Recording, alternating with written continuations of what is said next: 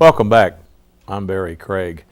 One of my colleagues, Professor Sharla Krupansky, who teaches psychology here on campus, showed me a handout that she'll be giving to her students this semester. Let me read to you part of the headline.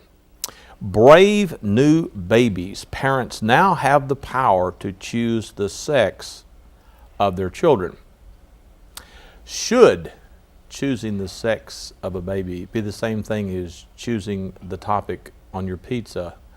Are we mortals playing God here with this? Well, I invited Sharla in, along with another of our colleagues, Dr. Doug Pruitt, also a professor of psychology, to talk about brave new babies. Welcome to the program.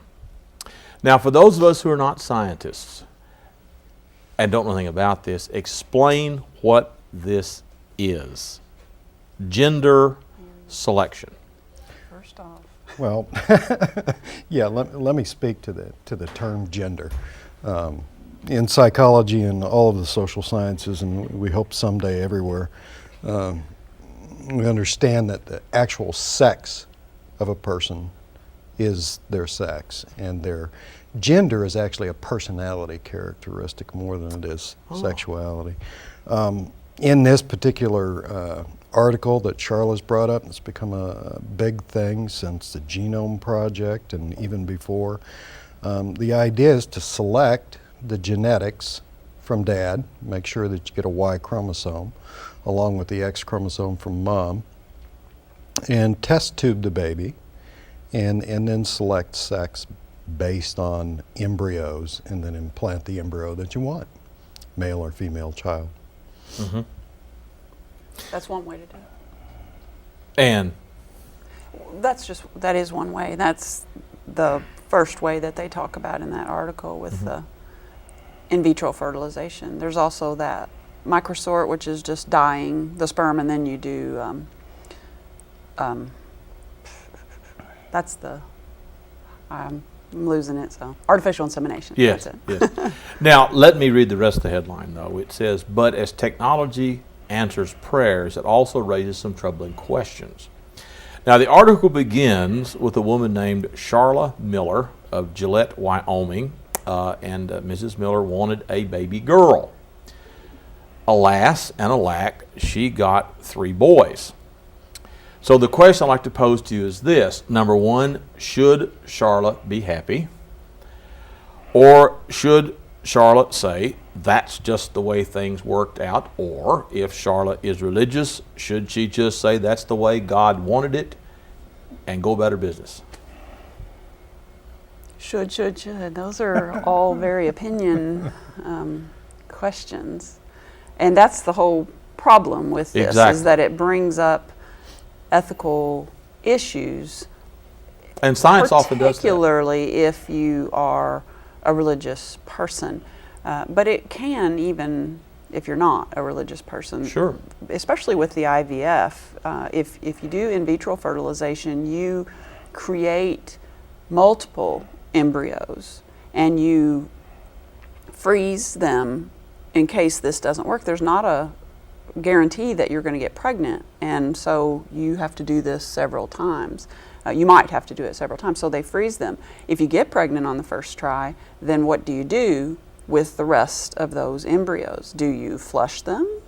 Do you give them to somebody else? Do you donate them for research? There's, all kinds of issues that come up with these procedures. Mm-hmm. Well, even ethical questions aside, what about the balance of men and women in the world? If you take a look at the population and when it's uncontrolled, we run it at approximately 51% females, 49% males.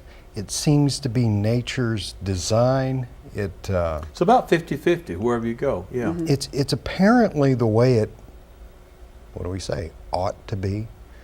Or at least the way it is. Do you want to create an imbalance in that? And can you create an imbalance in that? And while they argue in their article that the choices themselves end up being about the same, so we're probably not going to create an imbalance, it just it makes one wonder whether we're jumping into a frontier that we shouldn't. Do you really want to mess with Mother Nature? I guess is what it boils down to. And what are the results of messing with Mother Nature? Do we not have some things today that are a direct result of such things like global warming? Do we really want to play those games? That brings up the question, gender selection is illegal in a number of European countries, Great Britain, for example. I believe, Sharla, we were talking, it's illegal in Australia. Should gender selection be outlawed, at least at this point? I don't think it should be outlawed, no, because there are some medical reasons for sex selection. Let me back up. Except for medical purposes. Now, there is an exception to that, yes. I think what they're trying to get at is gender selection should be illegal if it's purely, I want a girl, I want a boy. Well, they talk about family balancing, and I'm not so opposed to that either, where, like the family in there that has the 3 boys and wants a girl, I'm not so opposed to that. It might not be a bad idea for family, if they want that for family balancing. I don't know. Any feeling on that? I really don't. I come from a family where I have 5 older sisters. And certainly there was no sorting processes occurring in 1953. But did they keep having children in order that they have that boy? No. Because that's what one of the things that they say this can avoid. Also they say that this could cut down on abortions, because people actually do abort babies when they're not the sex they want. And abortion is legal. So would we rather them use microsort or something like that than to abort? Or in some countries like China, where they might kill babies after they're born because they're not male. Right. You know. Of course, teaching history, it just struck me, had we had gender selection, Henry VIII might have been a very different person, because all of that was over wanting a male heir. So this has tremendous ramifications when you think about it. And by the way, there are websites for this, www.choosethesexofyourbaby.com and www.myboyorgirl.com. Now, these are .com sites, which means they're to make money. They're commercial sites. Absolutely. There's really only a few places in this in our country where you can do this. There's just, I think, 2 or 3 different clinics that you can actually do this. Those places are probably selling kits that you can buy, or different methods that aren't the surgical kind of methods that you can do in your own home kind of things. A lot of those would be. Going back to the article, it says that with gender selection, moms and dads are happy because they can choose the gender of their baby, which we've talked about. But this comes out of the article. Does this power mean science is crossing a line that shouldn't be crossed? Could we someday breed mindless automatons who will unquestionably do the bidding of a totalitarian government or a corporation whose only concern is profit? And there have been movies about this. You remember Boys from Brazil, 1978? But when you're talking about the sex, you have, a chromosome that you're looking at. But when you're talking about mindless automatons, where is that gene or where is that chromosome? I mean, that's pretty unlikely that you're going to be able to totally control the personality or the, Well, I think the argument being made here is that once you can do this determination of the gender, then that's going to lead into this idea where you actually can do mind control. Well, there's some inherent difficulties there. One, it's not as simple as what they're leading you to believe in that article. To begin with, their success rate, while very good, is not perfect. And if it were purely chromosomal, if it were purely genetic, you'd have a 100% success rate in every case.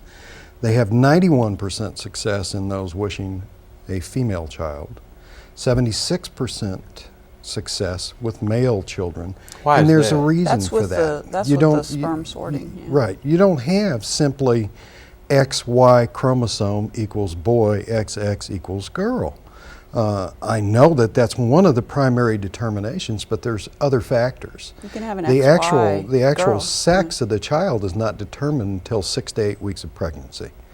And it relies on two other factors as far as determining a male child. At 6 to 8 weeks, an embryo has both sexes. It is dual sexed, if you will. It has a duct system for Müllerian, which is female, and Wolffian, which is male. At that point in time, if there is an X and a Y chromosome, and there is a substance called Müllerian inhibiting substance, and there are androgen sensitive cells, and the gonads of the fetus begin to produce androgens, you get a male. But it's not as simple as what one would think. You don't just mix X and Y and get a boy. It's not that simple. And that really comes pretty clear when you look at the success rate in males being only 76%. That's why it's so much lower.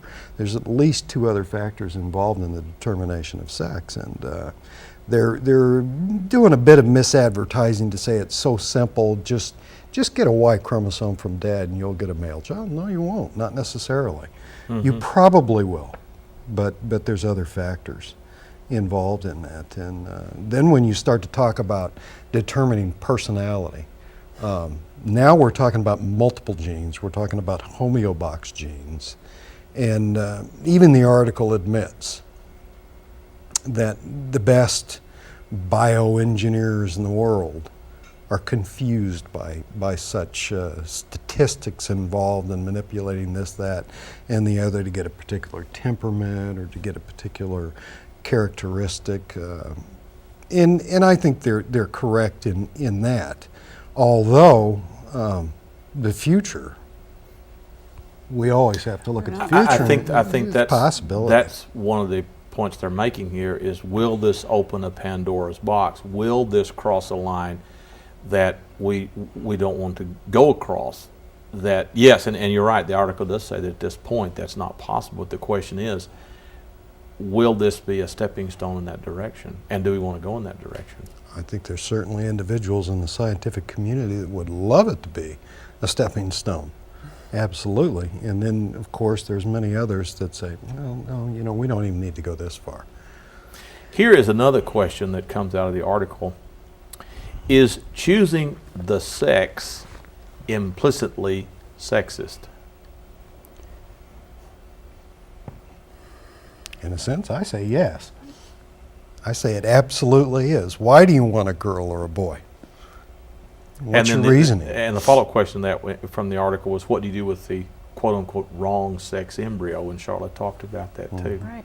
Because These you are- have to make a decision. You about do. that. You do. You know, and another issue that it brings up too, especially when you're talking about the in vitro, the PGD, where they pre-implantation genetic diagnosis, where they do determine whether this is male or female.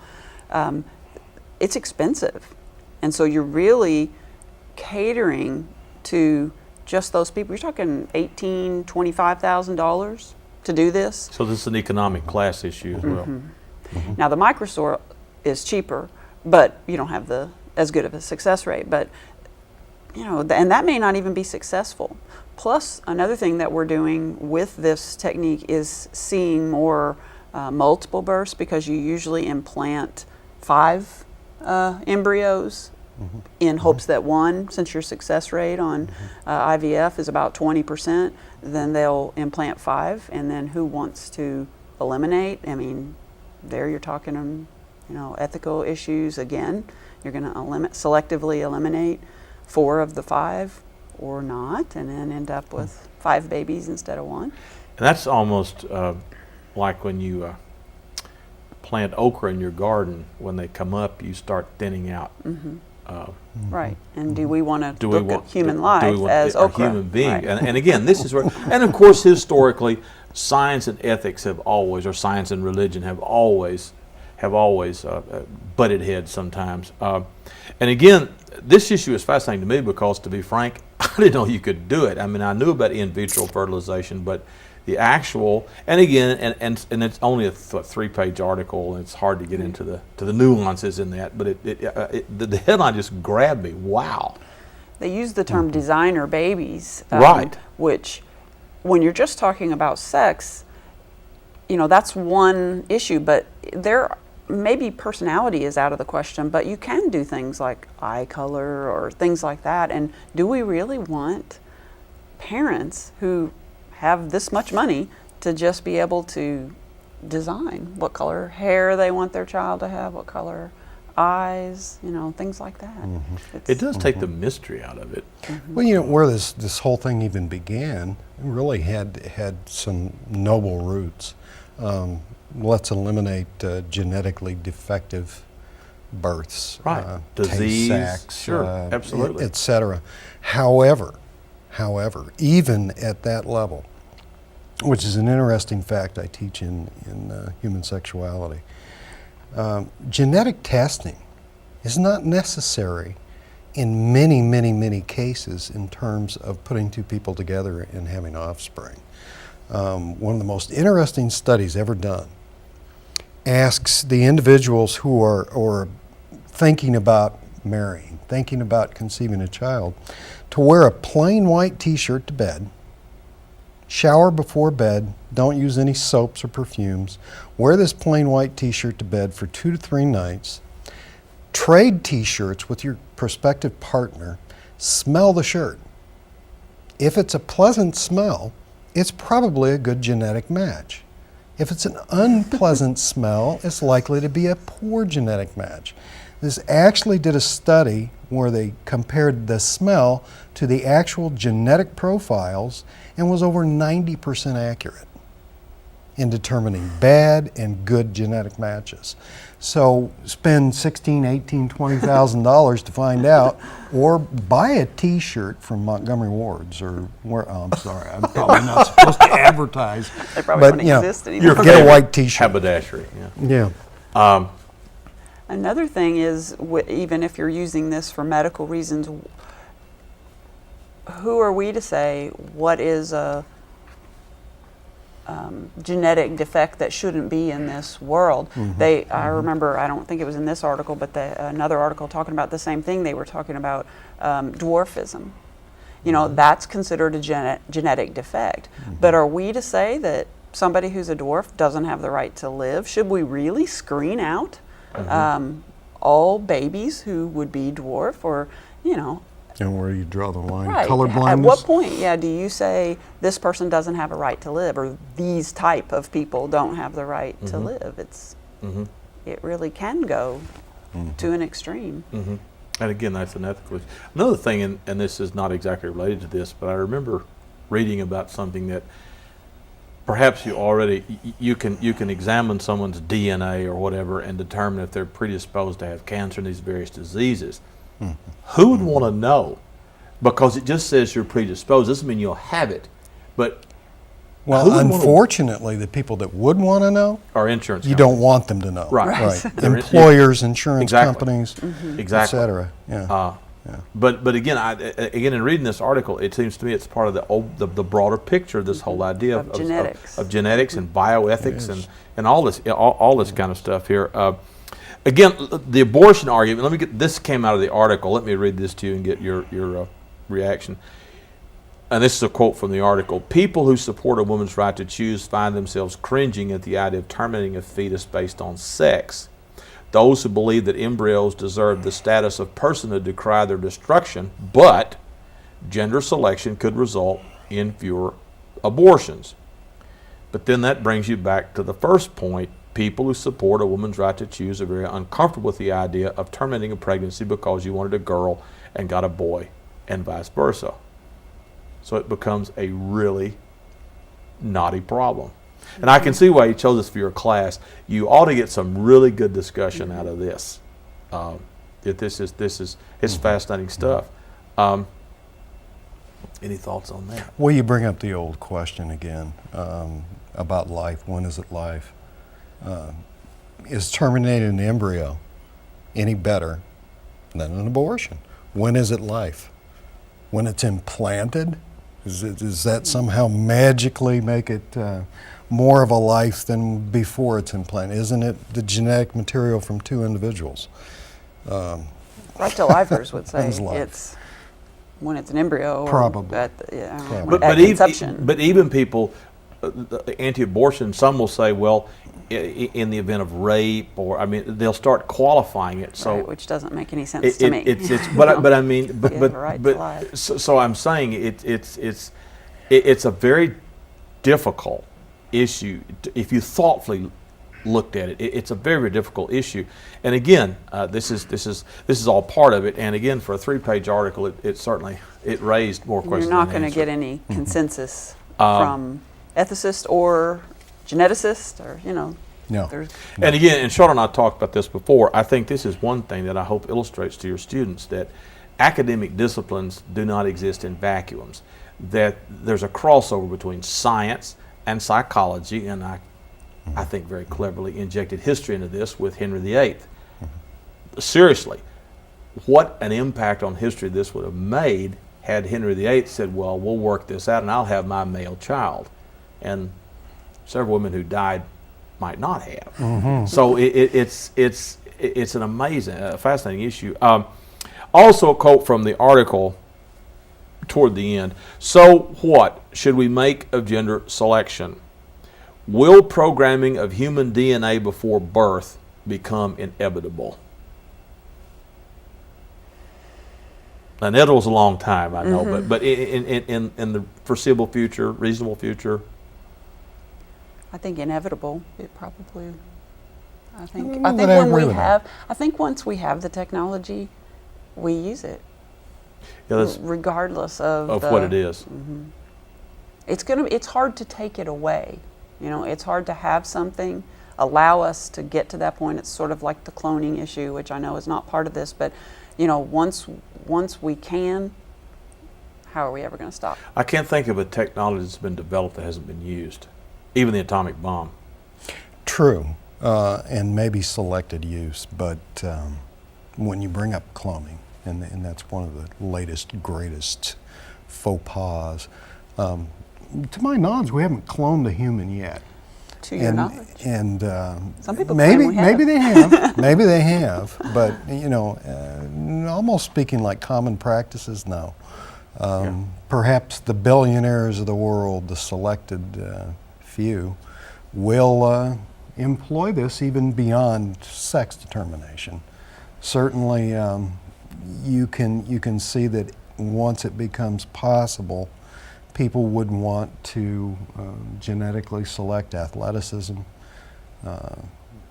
Well, again, going back to movies, cetera. I mean, haven't there been movies about these superhumans cloned, and, or the product of a mad scientist in a laboratory? You've got this killing machine, like a super duper Rambo or that type things. So, I mean, the concept is out there, the notion is out there. Well, it's interesting. Just before coming down, I was watching an old movie. Well, it's somewhat old, Multiplicity. It's all about cloning. Right. And some of the inherent problems that occur when you clone yourself. And Well, even you go back, even Frankenstein, wasn't that supposed to be Sure. this superhuman creature? Sure. So the idea is there. The article also points out that in vitro fertilization, which is now routine, was very controversial when it came out, and now it's commonly accepted. So the argument, I guess, would be made that this gender selection, which is controversial, could one day become routine. And should it become routine? I think it's interesting that United States is the one that allows it and the European countries don't, because typically it's the other way around. Like there are other parts of the world that allow for human cloning, and not that they've done it, but the research. They allow you to have it. Right. It's illegal to even do the research in the United States. I'm not saying they don't do it, but it's illegal to even And do stem it. cell too, the same Right. thing. Yeah. You know, And so I was it's struck. odd I was that struck by United that States fact is that the it's one, interesting that, and you're right. especially the United States that considers themselves the Right. religious. Right, and I found that quite. I found that quite interesting. The ultimate. The article concludes with this quote from Lisette Fritingsdorf, and Ms. Fritingsdorf had 3 boys, and she wanted a girl, And son of a gun, she got one through gender selection. And this is what she said. I call her my $15,000 baby. We felt like we won the lottery. Probably once a week someone will say, you got your girl. How did you do that? And I'll say, here's the number. I want others to experience the same joy we have. And doesn't that also bring up the idea of how isn't she going to treat this daughter that cost her $15,000 differently than her 3 cheap sons that she didn't pay any money for? I mean, well, I mean, you go that to cause you problems in a family? You go to the dog pound, you get 3 mutts, and then you go out and spend $1,000 to buy this purebred. Yes, aren't you going to treat that purebred? Not supposed to, but perhaps. And again, I don't think this article. I think the article, it's not going to answer any questions, but it's sure going to raise them. And I think this is, and to me, this is what college is all about: is discussing these issues, because so many issues are not black and white; they're gray and various shades of gray. And I think this is fascinating. We're about out of time. Any final thoughts on this? I was just thinking too, if I was that child that they paid $15,000 for, it might make me feel like I had to do something great with my life. That they did this. And that's funny that you brought that up. That's an interesting topic, because my wife's cousin went to Yale. And he said, if you graduate from a school like Yale, you feel obliged. You've got to go out and change the world. Whereas if you go to Murray State, where I went to school, well, hopefully, but it's this whole of the expectation. Pressure. Not only that, would that make this girl? Would she be the $15,000 baby? And I'm supposed to wear the nice clothes and I'm get special. the nice, I'm special. And you threw a Treat mutt. me special. You three came from the pound. I'm purebred. Well, perhaps it's looking at the world through rose-colored glasses, but I hope that this generation begins to look at what we've done in the past with these wonderful technological inventions and what it's done to our planet as a whole, and looks at this closely. Do we really want to upset the balance of Mother Nature? What's the old saying? Don't mess with Mother Nature. Yeah, you remember the commercials. It's not nice to mess with Mother There you Nature, and go. she would inflict some cataclysm on them. And again, I think this is why this is a fascinating topic. And I knew we'd run out of time, and we have. He's giving me the signal to hush, so I will.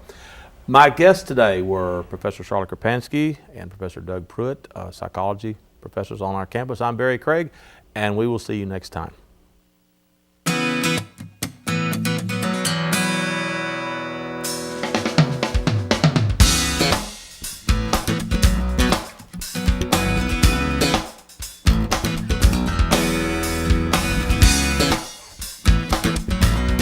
Thank you.